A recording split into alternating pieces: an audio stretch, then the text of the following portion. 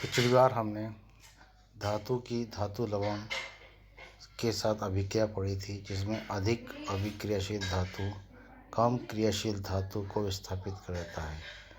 उसी की ये एक्टिविटी चित्र 3.4 में दिखाई गई है, जिसमें हमने एक पारक नली ली है और उस पारक नली में कॉपर सल्फेट का विलयन लिया है, जो आपको नीला दिखाई दे रहा है। उसके अंदर एक लोहे की कील या आलपिन को हमने आगे से बांध कर लटकाया है, क्योंकि आयरन यानी जो लोहे की कील है जिसमें आयरन होता है वो कॉपर से अधिक क्रियाशील होता है, इसलिए वह कॉपर के विलयन में से कॉपर को विस्थापित कर देता है और इस विलयन का जो नीला रंग है धीरे धीरे समाप्त होने लगता है और यह कॉपर इस लोहे की कील पर जम जाता है। जो प्रयोग के बाद हम दूसरी परखनी में देखें तो लोहे की कील पर तांबे की परत दिखाई देती है। इस प्रकार हम यह स्पष्ट रूप से हमने देखा कि जो अधिक क्रियाशील धातुएं होती हैं वो कम क्रियाशील धातु को उनके लवण से अर्थात उनके विलयन से विस्थापित कर देती हैं। ये लवण का विलयन या तो जलीय होना चाहिए या या वह धातु गलित अवस्था में होनी चाहिए।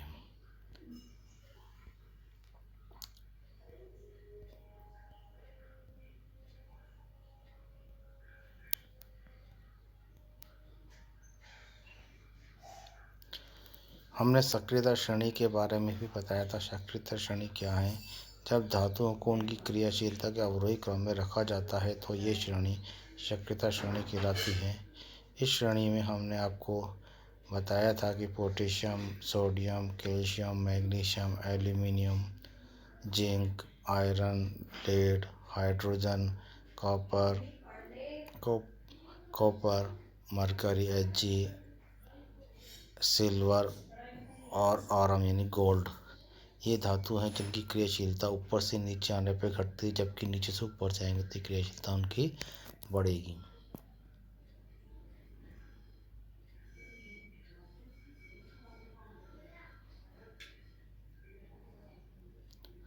आज हम पढ़ेंगे धातुएं और अधातुएं कैसे भी क्रिया करती हैं, यानी धातुओं और अधातुओं की क्रिया या अभिक्रिया के बारे में हम पढ़ेंगे। सामान्यतः जितनी भी धातुएं होती हैं उनमें मुख्य रूप से इलेक्ट्रॉन त्यागने की प्रवृत्ति होती है और अधातुओं में इलेक्ट्रॉन ग्रहण करने की प्रवृत्ति होती है। सभी तत्व अपने बाह्य कोश में उत्कृष्ट गैस विन्यास प्राप्त करना चाहते हैं ताकि वो स्थायी रूप से रह सकते हैं। इसको हम संयोजकता कोश को पूर्ण करने की प्रवृत्ति के रूप में समझ सकते हैं। हमने 9th कक्षा में पढ़ा था कि प्रत्येक तत्व में जो इलेक्ट्रॉन होते हैं वो उनकी कक्षाओं में भरे जाते हैं। पहली कक्षा K होती है जिसमें 2 इलेक्ट्रॉन आते हैं। दूसरी कक्षा L होती है, इसमें अधिकतम 8 इलेक्ट्रॉन आते हैं। तीसरी कक्षा M होती है, इसमें अधिकतम 18 इलेक्ट्रॉन आते हैं, परंतु 8 इलेक्ट्रॉन भी आ जाएं, परंतु 8 इलेक्ट्रॉन अगर उसके पास हो जाएं तब भी वह कोश पूर्ण हो जाता और स्थायित्व को प्राप्त कर लेता है। या हम सोडियम क्लोराइड यानी NaCl के उदाहरण को समझते हुए हम धातुओं और अधातु क्रियाओं को समझने का प्रयास करेंगे। सोडियम का परमाणु क्रमांक 11 होता है। इसके नाभिक में 11 प्रोटॉन होते हैं, लेकिन इसके बाह्य कोश में M कोश में 1 इलेक्ट्रॉन होता है जिसे वह त्याग देता है, तो इसका M कोश समाप्त हो जाता है और L कोश में 8 इलेक्ट्रॉन होने के कारण ये स्थायित्व को प्राप्त कर लेता है। लेकिन इस अवस्था में सोडियम परमाणु के नाभिक में 11 प्रोटॉन और इलेक्ट्रॉनों की संख्या 10 होने के कारण इस पर धनावेश आ जाता है, अर्थात धनावेशी अधिकता हो जाती है। इसलिए यह सोडियम धनायन Na+ बना देता है। दूसरी ओर क्लोरीन, जिसका परमाणु क्रमांक 17 होता है, उसके बाह्य कोश में 7 इलेक्ट्रॉन होते हैं, अर्थात M कोश में 7 इलेक्ट्रॉन होते हैं और M कोश में अधिकतम 18 इलेक्ट्रॉन आ सकते हैं, परंतु इसमें 8 इलेक्ट्रॉन अगर आ भी जाएं तब भी ये अपने बाह्य कोश को पूर्ण करके अपना स्थायित्व प्राप्त करने का प्रयास करता है या अष्टक पूर्ण करने का प्रयास करता है। अब यह एक इलेक्ट्रॉन किसी अन्य परमाणु से ले सकता है। अभी हमने आपको बताया कि सोडियम परमाणु ने एक इलेक्ट्रॉन त्याग कर Na+ बनाया था। वो इलेक्ट्रॉन ये क्लोरीन परमाणु अगर ग्रहण कर ले कोश पूर्ण हो जाता है और क्लोरीन परमाणु ऋण आवेश Cl- बना लेता है। इस अवस्था में हम देखें तो सोडियम प्लस Na बन जाएगा और क्लोरीन Cl- बन जाएगा, जो दोनों आपस में धनावेश और ऋणावेश होने के कारण एक दूसरे से जुड़कर एक स्थायित्व प्राप्त कर लेंगे, एक संबंध स्थापित कर लेंगे।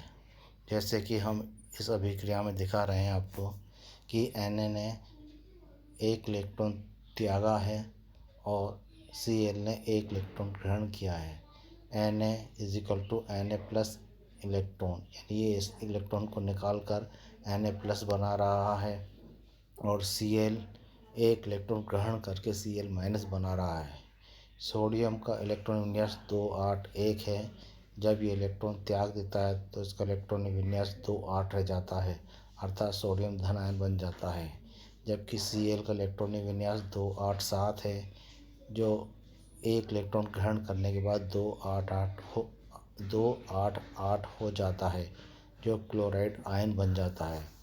अब यहाँ दूसरे चित्र में हमें दिखाया कि सोडियम का जो एक इलेक्ट्रॉन है क्लोरीन के एक इलेक्ट्रॉन के पास चला गया है, इसलिए सोडियम Na+ और Cl- बन गया है क्योंकि उसने एक इलेक्ट्रॉन ले लिया है। इस प्रकार सोडियम क्लोराइड का निर्माण हो जाता है। इस प्रकार बने यौगिकों को आयनिक यौगिक कहते हैं। अर्थात हम ये कह सकते हैं कि विपरीत आवेश होने के कारण सोडियम तथा क्लोराइड आयन परस्पर आकर्षित होते हैं तथा मजबूत स्थिर वैद्युत बल से बंधकर सोडियम क्लोराइड के रूप में एक यौगिक बनाते हैं। वास्तव में सोडियम क्लोराइड एक अणु के रूप में नहीं होता, जबकि केवल ये एक विपरीत आयनों का समुच्चय होता है। इसलिए इन यौगिकों को हम आयनिक यौगिक भी कहते हैं, क्योंकि इनका निर्माण आयनों के द्वारा होता है। इन यौगिकों को हम आयनिक यौगिक कहते हैं क्योंकि इनका निर्माण आयनों के द्वारा होता है। इसी प्रकार हमने एक अन्य उदाहरण दिया है जो मैग्नीशियम क्लोराइड के निर्माण की प्रक्रिया को दर्शा रहा है। मैग्नीशियम Mg, जिसका परमाणु क्रमांक 12 होता है और इलेक्ट्रॉन विन्यास 282 होता है, जब ये 2 इलेक्ट्रॉन निकाल देता है तो इसके बाह्य कोश में 2 और 8 इलेक्ट्रॉन रह जाते हैं और 2 इलेक्ट्रॉन मुक्त होने के कारण ये मैग्नीशियम+2 आयन बना देता है। क्लोरीन, जैसा कि हमने पहले भी बताया था, सोडियम के साथ क्रिया में एक इलेक्ट्रॉन को ग्रहण करने की क्षमता रखता है, लेकिन जब मैग्नीशियम परमाणु 2 इलेक्ट्रॉन निकालता है तो क्लोरीन के 2 परमाणु एक एक इलेक्ट्रॉन ग्रहण करके मैग्नीशियम परमाणु से जुड़ जाते हैं या आकर्षण के कारण एक दूसरे के निकट आ जाते हैं। इस प्रकार मैग्नीशियम क्लोराइड आयनिक यौगिक का निर्माण हो जाता है। इसलिए MgCl2 इसका यौगिक होता है। अतः धातु और अधातु आपस में इलेक्ट्रॉनों का स्थानांतरण कर यौगिकों का निर्माण करते हैं और इन यौगिकों को आयनिक यौगिक कहते हैं, क्योंकि ये धनायन और ऋणायन से बने होते हैं। अब हम आयनिक यौगिकों के गुण धर्म के बारे में पढ़ेंगे। आयनिक यौगिकों के अनेक गुण धर्म हैं जिन्हें हम निम्न रूप से अध्ययन करेंगे।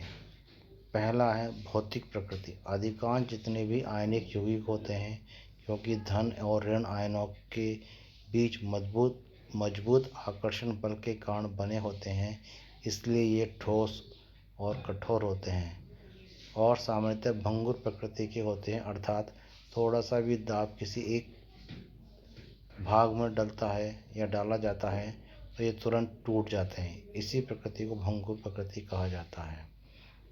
दूसरा इसका गुण धर्म है दूसरा गुणधर्म है गलनांक और क्वथनांक। आयनिक यौगिकों के गलनांक और क्वथनांक बहुत उच्च होते हैं, अधिक होते हैं, क्योंकि इनके बीच में अंतर आयनिक आकर्षण बल इतना अधिक होता है कि इनको तोड़ने के लिए अधिक ऊर्जा की आवश्यकता होती है। तीसरा पॉइंट है घुलनशीलता। घुलनशीलता का तात्पर्य है कि ये यौगिक किस में घुलनशील होते हैं। वैद्युत संयोजक यौगिक सामान्यतः जल में घुलनशील होते हैं तथा केरोसिन, पेट्रोल आदि जैसे विलायकों में अविलेय होते हैं। अर्थात हम ये कह सकते हैं कि आयनिक यौगिक ध्रुवीय प्रवृत्ति के होते हैं और जल भी ध्रुवीय प्रवृत्ति का ही होता है। इसलिए आयनिक यौगिक ध्रुवीय विलायकों में, जल जैसे विलायकों में विलयशील होते हैं, किंतु अध्रुवीय विलायक जैसे केरोसिन, पेट्रोल आदि में ये अविलेय होते हैं। चौथा पॉइंट आता है चालकता, अर्थात विद्युत चालकता। आयनिक यौगिक क्योंकि आयनों से बने होते हैं और जब भी किसी विलयन में इनको घोला जाता है या डाला जाता है तो यह पुनः आवेशित आयनों में या आवेशित कणों में विभक्त हो जाते हैं। इसलिए जलीय विलयन में ये आयनों में उपस्थित रहते हैं और इसी कारण विद्युत धारा का आसानी से प्रभावित करते हैं।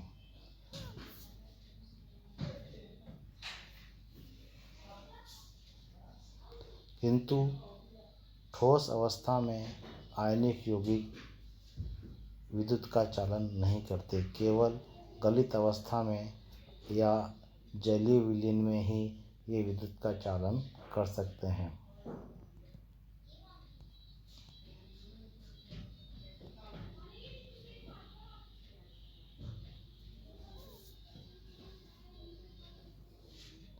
अब हम पढ़ेंगे धातुओं की प्राप्ति, यानी जितने भी धातु हैं वो धातु कैसे प्राप्त किए जाते हैं, कहाँ से प्राप्त किए जाते हैं।